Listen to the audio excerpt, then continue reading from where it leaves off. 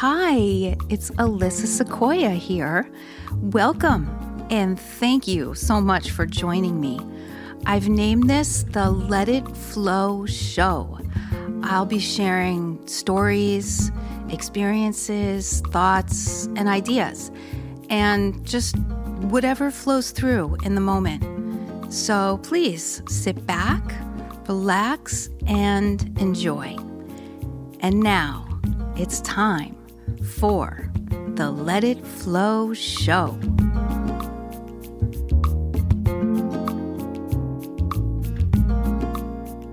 This podcast includes continuation of the previous podcast, rant. I just sometimes feel I have to rant it out. I have to rant. I get ranty.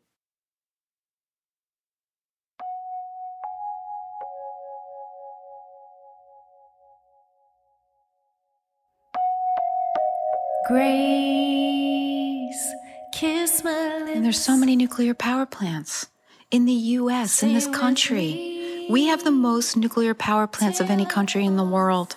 France comes second. They're just heating up the planet like nothing else aside from deforestation. Right? These power plants, they generate millions of tons of cancerous radioactive waste, scalding hot into fresh water, into our cool rivers, into the water supply, millions of tons of it. And people who live anywhere near them get cancer. And don't they just pick the most beautiful places to put them? Right? And just destroy the place for all. I'll tell you, next time you plan a vacation, you better map it. Make sure you're not near a nuclear power plant or swimming in the wake of the hot, cancerous, radioactive waste from a nuclear power plant that they generate. Okay? Also, because I was so excited. I was looking at this area in northern New York, north of Syracuse, up by the Finger Lakes, and I was so blown away by the natural beauty, this gorgeous turquoise water, these forests. What is that? Lake Ontario? What is that? I got to look this up right now.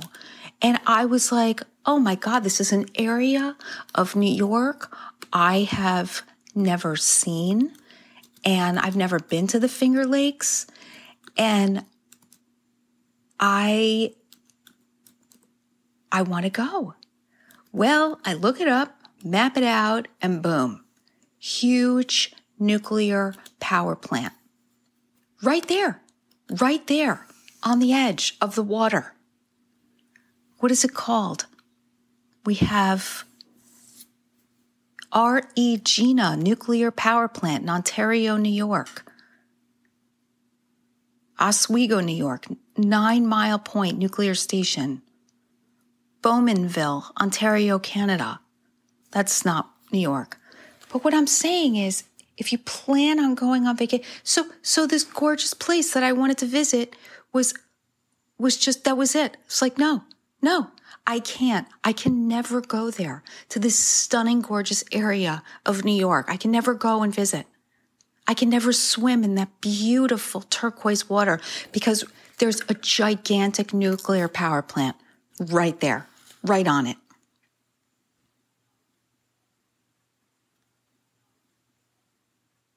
And seriously, if you are ever planning a trip anywhere, just make sure where you're going doesn't have a nuclear power plant nearby. And also make sure that they don't spray cancerous pesticides all over the fucking area. Because that ain't no vacation, okay? That ain't no way to spend your money. Not a good investment. Ask. Because let me tell you, that gorgeous getaway, you really want to go to in the woods may be cancerous. Believe me, I've asked, and 9 times out of 10, they'll say, yeah, yes, we spray. And then we treat the pond with chemicals. Fuck that. And fuck you. Honestly, I really want to create a new mandate. New mandate. All hotels, all Airbnbs, all Verbos must by law disclose publicly if they use pesticides on the property. Full disclosure. Because you and I have the right to know where we are going, that we are safe, how we spend our money, what we support. Right? Man. Purples and blues, color my mood as dawn rests down on me.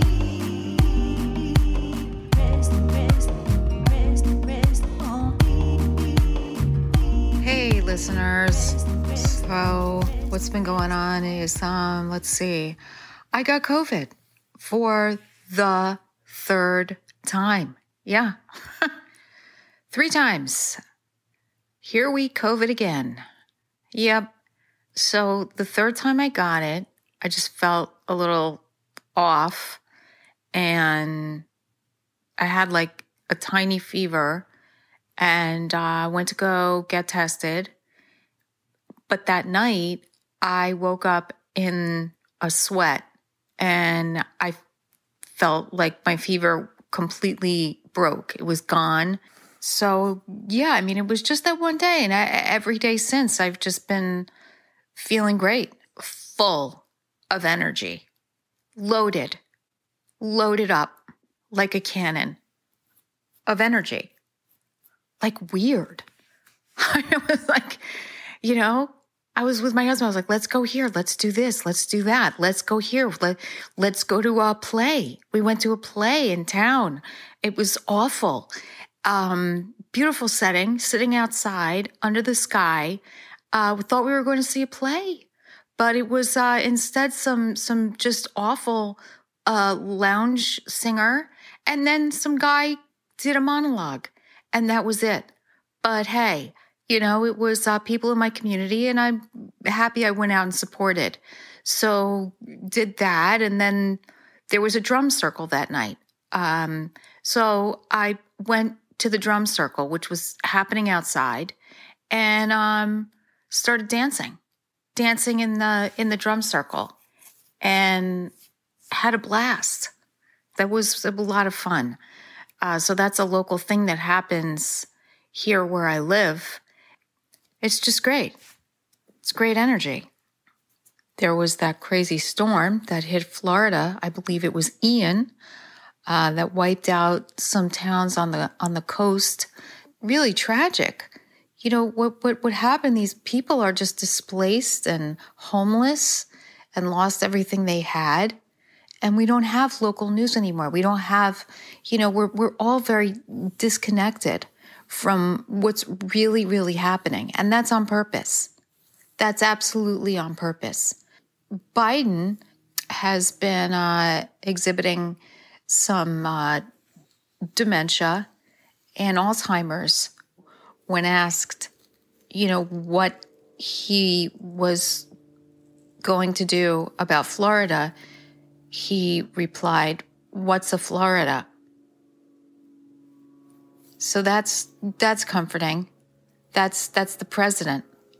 But isn't that just perfect? I mean, that's how corporations want their puppet, clueless and demented.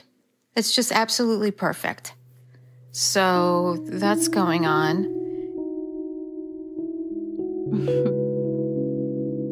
You're so sweet.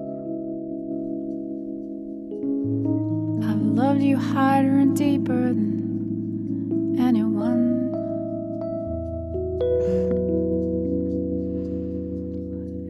And the time has come to say goodbye. And my biggest fear is that you'll ask me why. 'Cause there's no reason for me not to try. I just know I gotta go on my way.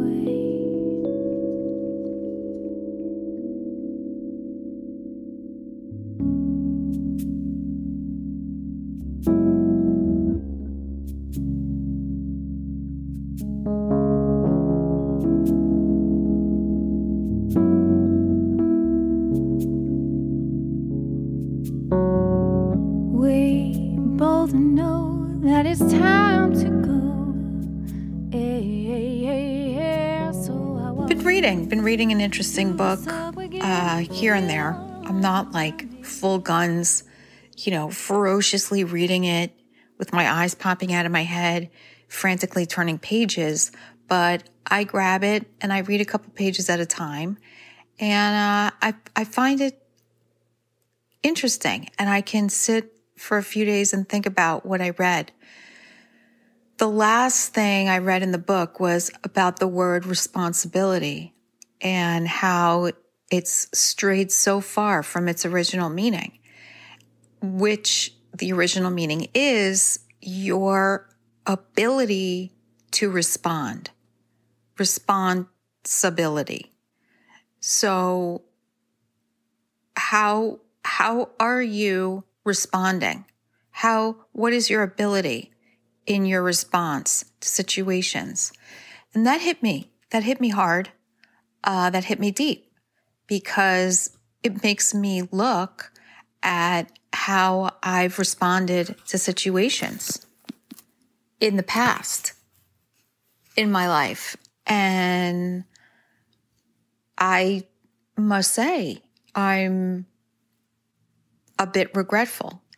So hindsight, I've been very emotionally reactive. In the past with people, I've had that where I feel attacked and I have to fight. So that's not real. That's just like excess stuff from my childhood. That's not reality in my life today. So I really had to think about all this, my ability to respond, and how important that is to any given situation, and how your ability to respond to a situation can also affect your health. So what I take from this and what I'm learning and implementing into my life is, number one, you don't have to respond always to situations that you feel threatened or uncomfortable. You always have the option of not responding. Number two, just come with peace. Come with peace, like a martial artist, where you're not giving energy away, right? Like if someone's coming at you with their energy, when you respond with force and your energy, you both lose. You're both losing energy. The point is to soften yourself, right? It's to soften yourself. And in softening yourself, the energy doesn't hit you hard. It hits like a soft pillow, not a lot of impact, right? That's how Muhammad Ali used to fight. He would allow people to just go off throwing punches at him. And he would soften himself to allow his body to be able to tolerate the blows. Meanwhile, his opponent would exhaust themselves in the process. So he was able to absorb all these punches and soften himself in such a way that when he saw they were tiring out, he would just come at them, knock them out, TKO. So there are options. We don't have to just go into that fight or flight mode. We don't have to respond. We can come peacefully. And it's just so wonderful to know that we have options and that if we're present and we pay attention, it's a gift to know that we can choose and be responsible for our response. And when you think about people, responsible people, or being a responsible person, it's exactly that. It's being able to respond, having a good response ability. So that's something I've been thinking about and learning about. Meditation has really been incredibly helpful. I so recommend it. I so absolutely recommend it to anyone, everyone. It's like been the most incredible gift. The type of meditation I do is called Vipassana. So you can look that up. And it's just simply focusing on your breath, understanding that the nature of the mind is to produce thought. So once you understand that is the mind's nature, you do not need to engage in the thoughts. The mind will do what the mind will do. So you become the observer and you focus on your breath. And it's a constant return to the breath, because you feel your mind wanting you to engage in the thoughts it's producing. But you catch yourself and you return to your focus of the breath.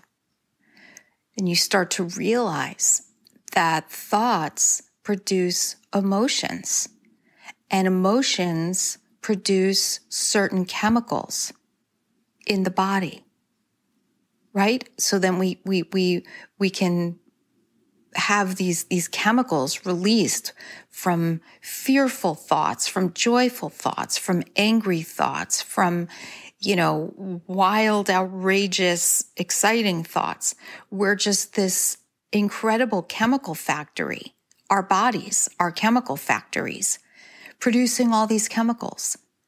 So once you realize that you're having a thought and it's producing an emotion and chemicals are being released, and you can kind of be the observer of this process and allow it to run its course and return to the breath.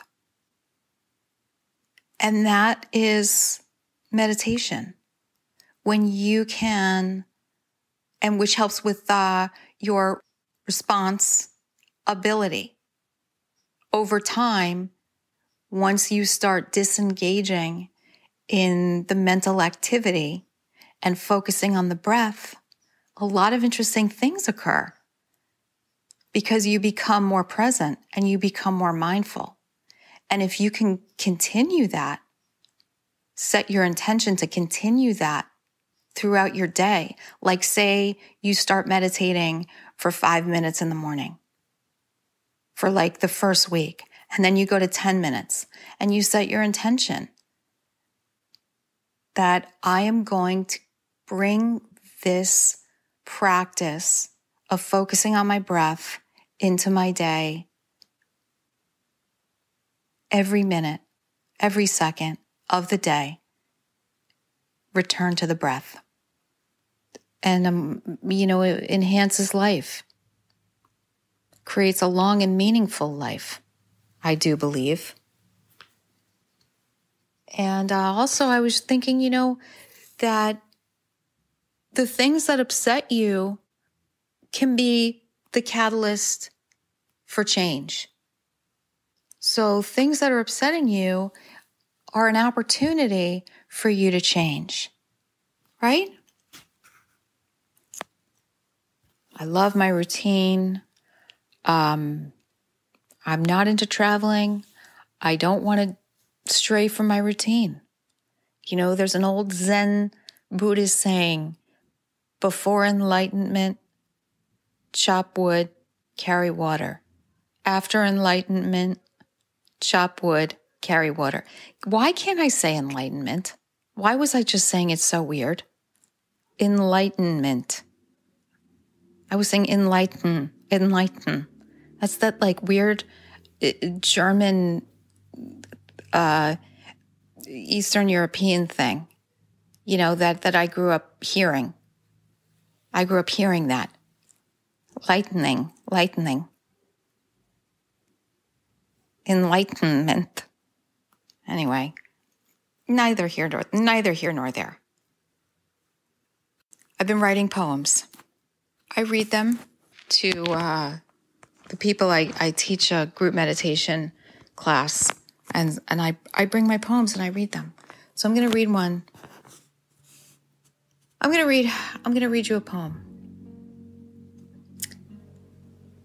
Just wrote this. Now I know what is best, to be with my breath, to be with my breath, to be with my breath, to refresh the mind and body, allowing the truth of what is, its subtle power to bring me presence when I drift, giving me the gift of a safe home. Every moment I return to you, I return home. The home I've dreamed of is my own breath.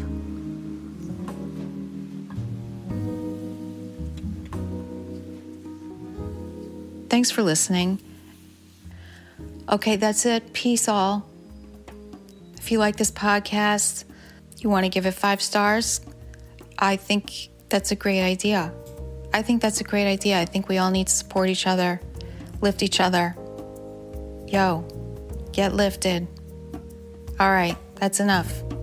Peace.